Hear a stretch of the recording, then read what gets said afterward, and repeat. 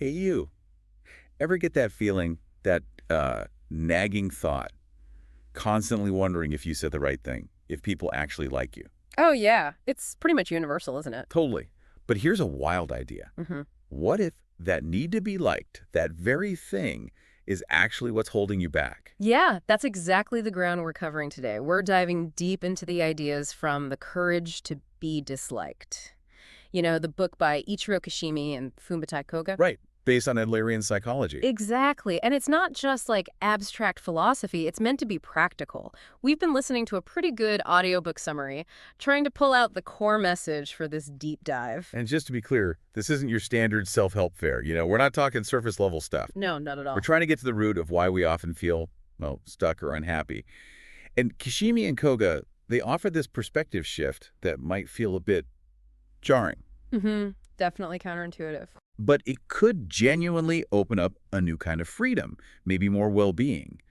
So think of this as like a shortcut to understanding this really powerful, maybe life-changing way of thinking. Well put. Our mission here is basically to unpack their main argument that having the courage to be disliked isn't about being difficult, it's actually essential for real happiness. Okay. We want to get into the psychology behind it, the why. Why do we need this courage? Right. So let's jump in.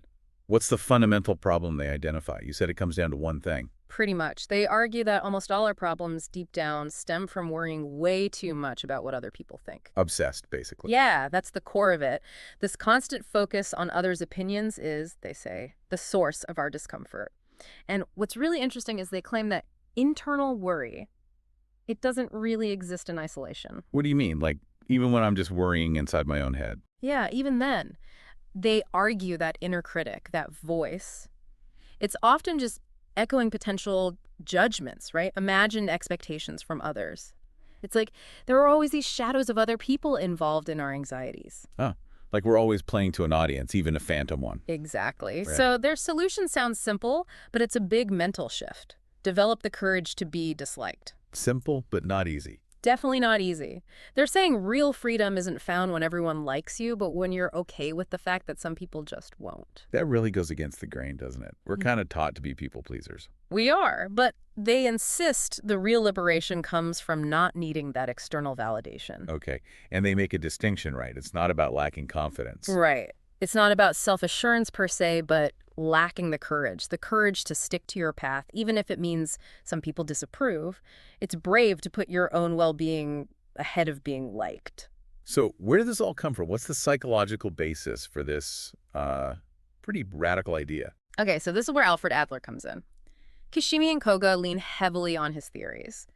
Adlerian psychology sees the individual as like a unified whole. Unified whole. Yeah, your body, mind, emotions, your conscious thoughts, even the unconscious stuff. It's all working together towards some kind of goal. Okay, so not just separate parts doing their own thing. Yeah, Everything's connected, aiming for something. precisely. Adler believed every single thing we think, feel, or do is directed towards achieving a goal, even if we're not consciously aware of what that goal is. Yeah. So there's always an underlying purpose, not just random behavior. That's a really different way to think about it. So our goals actually shape who we are, not the other way around. Exactly. Adlerian psychology really stresses that. The goals we choose, consciously or unconsciously, are what drive our sense of self. It's not about having fixed personality traits that dictate what we do. It's more that the goals we adopt shape our behaviors, our emotions, our whole character, really. And that connects to Adler's concept of lifestyle then. Yes, exactly. For Adler, your lifestyle is basically your pattern, your habits, your typical emotional reactions, the way you usually think. He thought we kind of choose this lifestyle often pretty early on. Right. And we keep reinforcing it because on some level we believe it's the best way to reach our underlying goals. So even something like, say, being antisocial, Yeah. that's not seen as just who someone is. From an Adlerian perspective, no. Kishimi and Koga would say there isn't really such a thing as an inherently antisocial person. Okay. Instead, that behavior is seen as a chosen strategy, a way to pursue certain goals, even if those goals aren't healthy or socially acceptable. Wow. Okay, this idea about goals and emotions, that we actually create emotions to reach goals, that sounds deliberate. It is a really provocative idea, isn't it? They're saying emotions aren't just passive things that wash over us. Right. On some level, we kind of summon them to serve a purpose. The example they give is pretty clear. Someone wants a job, but then they develop really intense anxiety right before the interview. Yeah, okay. And normally we'd think, oh, if only they could get rid of the anxiety, they'd nail the interview. But Kashimi and Koga flip that script. Yeah. They suggest maybe the person's real, maybe unconscious. Goal isn't actually getting the job, but avoiding the potential pain of failing, of being rejected. So the anxiety, it becomes the tool to achieve that avoidance. Oh, I see. The fear serves the goal of not having to face the interview at all. Exactly. So yeah, emotions can be these subconscious tools we use to get to our underlying goals, even if that goal is just avoidance. Wow, okay. That puts a lot more agency back in our court, doesn't it? Even when we feel overwhelmed by feelings. It really does. Hmm. And this thinking leads right into how they challenge the idea that past trauma automatically dictates our future happiness. Which is a huge thing for so many people, right? The feeling that past hurts, justifying everything that comes after. Absolutely. And Kashimi and Koga don't deny that bad things happen, of course, but they really push back against the idea that if you've experienced trauma, you're just stuck. They point out that not everyone who goes through hard times stays unhappy. Right. So while past experiences might influence the goals we initially set for ourselves, they're saying we're not chained to those experiences forever. We still get to choose what goals we pursue now, how we want to live now. Okay. There's a quote they use, something like, "No experience is in itself a cause of our success or failure. We make out of them whatever suits our purposes." Wow. That emphasizes self-determination. It's the meaning we give it, not the event itself. Exactly. It really puts the responsibility back on us in a way. Suggests we're not just passive victims of our past. Yeah, definitely. The key point for them is that past events ultimately shouldn't dictate how we choose to live right here, right now. It's all about the present and our ability to choose our path. Okay. And building on that, this idea of our agency, they even suggest that unhappiness itself can be a kind of strategy. Unhappiness as a strategy. Yeah. That sounds pretty bleak. And counterintuitive. It does, I know. But their point is that even ongoing unhappiness might be serving some kind of purpose related to our goals, especially goals connected to our relationships with other people. Ah, okay. So if someone's chronically unhappy, it's often tied to frustrating relationship goals. That's their argument. Our overall happiness isn't just random. It's deeply linked to what we're trying to achieve or maybe failing to achieve in how we relate to others. So our interpersonal goals really impact our overall well-being. Massively. And this loops back to that core conflict they talk about. The choice between seeking approval versus trying to make a positive contribution. Okay, yeah, let's unpack that. The trap of seeking approval. What did that look like from their perspective? Well, they argue that people who are generally unhappy often make gaining others' approval their top priority. Like that's the main goal. Yeah. They operate as if being liked by everyone, family, friends, whoever's the key to being a good person and therefore the key to happiness. It's almost like external validation equals self-worth for them. Right, equating being liked with being good. Exactly. And while lots of people might say, well, wanting approval is just human nature, Kashimi and Koga kind of question that. They do. Yeah, they suggest we don't inherently need approval to be happy. We find happiness in approval because it satisfies a deeper need, something we've likely learned. Learned how? Yeah. Where does that need come from then? They often point to reward and punishment systems, especially from childhood. You know, getting praised for doing something right, getting told off for doing something wrong. Ah, so we get conditioned. We learn to chase the praise. Pretty much, like chasing the gold star. But they argue this constant hunt for external validation comes at a really high price. Which is? In trying so hard to be liked, we end up living according to what other people expect. We basically give up our own freedom and, ironically, our own happiness. Yeah. They had a quote about it being an unfree way to live, constantly trying to read other people's feelings. That really lands, doesn't it? It does. It sounds exhausting. And the driver behind that is really the fear of not being liked, right? Exactly. The desire for recognition is just the flip side of the fear of rejection. So real freedom, according to them, means becoming kind of indifferent to others' judgments. Indifferent. Yeah, even if it means you don't always get that praise or validation. In fact, they even argue that praise itself can be a form of control. How can praise be control? It usually feels good. It feels good, sure. But think about it. When someone praises you, they're judging you based on their standards of what's good or right. Okay. So if you become dependent on that praise, you indirectly get tied to their benchmarks. It stops you from defining your own values and living by them. You're always trying to fit their mold. Right, right. You're letting them define your worth. Okay, I get that. But why does seeking approval always lead to unhappiness in the end? Well, a few big reasons. First off, getting consistent approval from everyone, it's pretty much impossible. Yeah, fair point. It depends entirely on meeting other people's expectations, which are always changing, often contradictory, and totally outside your control. You just can't please everybody. It's a losing game from the start. Totally. Like pushing a boulder uphill forever and constantly striving for the impossible that inevitably creates problems. Okay, what kind of problems? Well, when chasing approval proves futile, unhappy people tend to react in a couple of self-defeating ways, according to the theory. One way is they just give up trying to get that validation. Okay, they stop trying. But, and this is key, they don't let go of the desire for it, so they're still attached to needing approval even though they've stopped actively seeking it. Ah, Then they might generate negative emotions, like fear or even self-loathing, to justify why they're not trying anymore, which just makes them more unhappy. It's a vicious cycle. still trapped by the need, even if they're withdrawn. Exactly. The second reaction is maybe even worse.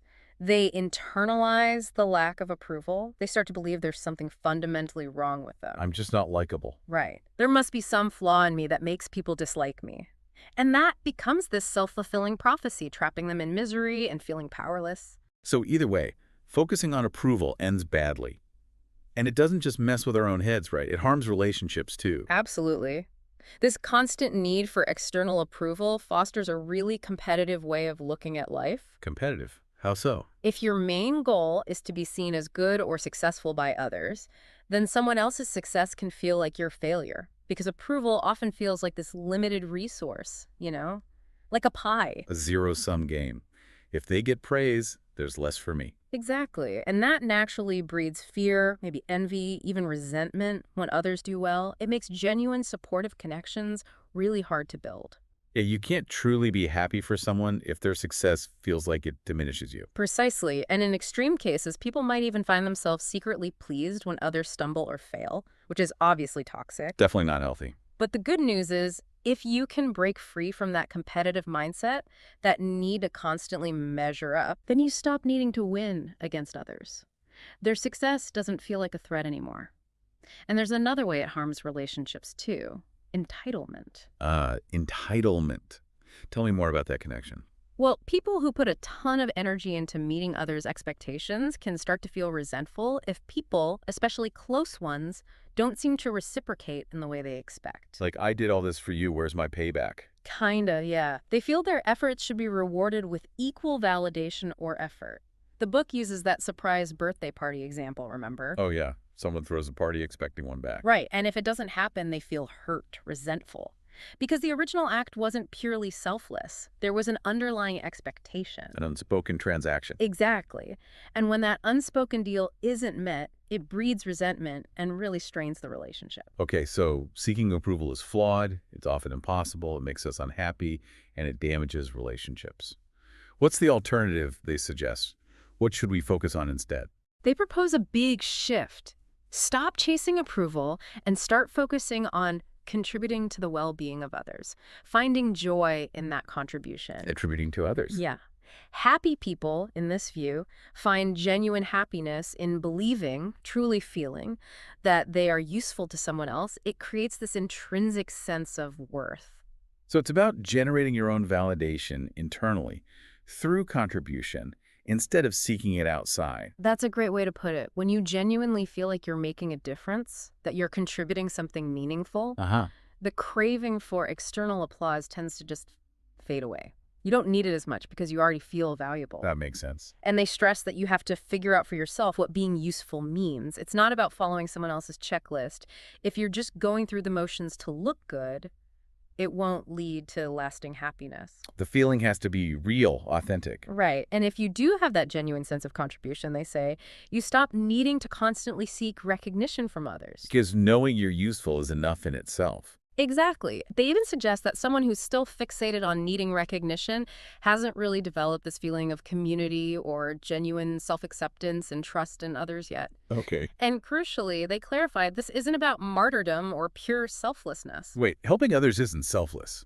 That sounds wrong. Well, the outcome is helpful, obviously, but Kashimi and Koga argue that truly happy people help others mainly because it brings them personal fulfillment. It feels good to contribute. Ah, okay. And they argue that this self-motivated drive is actually much stronger and more sustainable than just doing things because you feel you should or because you want to be seen as a good person. So even helping others can become a trap if the motive is just to get approval for being good. Precisely. Sacrificing yourself just to get praise, that's just another form of approval seeking. But they also introduce this really lovely idea that simply by existing, we bring joy to others. And just by being here, that's Yeah. kind of profound. It is, isn't it? They argue we're fundamentally social creatures. We naturally care about each other. So just our presence in someone's life can be a contribution without needing big achievements. Right. And this ties into the idea that happy people tend to believe all humans have inherent value, regardless of what they do or achieve. Okay. And if you believe that about others, it makes it easier to accept yourself, right? Imperfections and all. Because you believe you have inherent value too, just by being. Your presence matters. Yeah, that changes everything. Yeah, Especially how you see other people's success. Exactly. Instead of it being a threat or making you envious, you can actually celebrate it. Because their success doesn't take anything away from your inherent worth. No more competition. Right. And finally, they really emphasize focusing on the present moment, finding joy in the journey, not just obsessing over the destination. So it's not only about hitting future goals, but finding meaning right now in the process. Exactly. They believe we can choose happiness now by recognizing the positive impact we have, however small. And while having goals is fine, enjoying the present means that even if things don't go exactly as planned, Uh-huh. you won't feel like your life was wasted. So the big takeaway, really, is accepting that some people just aren't going to like you. It's inevitable. Yeah, no matter what you do. No matter what. And the only real path to lasting happiness, they argue, is to embrace that fact and have the courage to live the life you believe is good and meaningful, regardless of what anyone else thinks. That's where the freedom is. That's where the freedom is. Okay, so let me try to sum this up. The courage to be disliked. It's not about being deliberately difficult or looking for fights. Not at all. It's about freeing ourselves from that constant, exhausting, and ultimately impossible quest for everyone's approval, which then allows us to live more authentically, focus on contributing in ways that feel meaningful to us. And that's where we find a deeper, more solid kind of happiness. You got it. That's the core message. So maybe something for you, the listener, to think about. Is there one area in your life right now where you might be putting others' approval ahead of what you genuinely want or believe? Yeah, good question. What could it look like to just embrace the possibility that someone might not like your choice in that situation? And what kind of freedom might that actually open up for you? It's a powerful thing to consider. Definitely. Look, this deep dive is really just scratching the surface. I'd really encourage everyone to chew on these ideas, maybe even dig into Adlerian psychology a bit more if it sparked something. For sure. Thanks so much for diving deep with us today.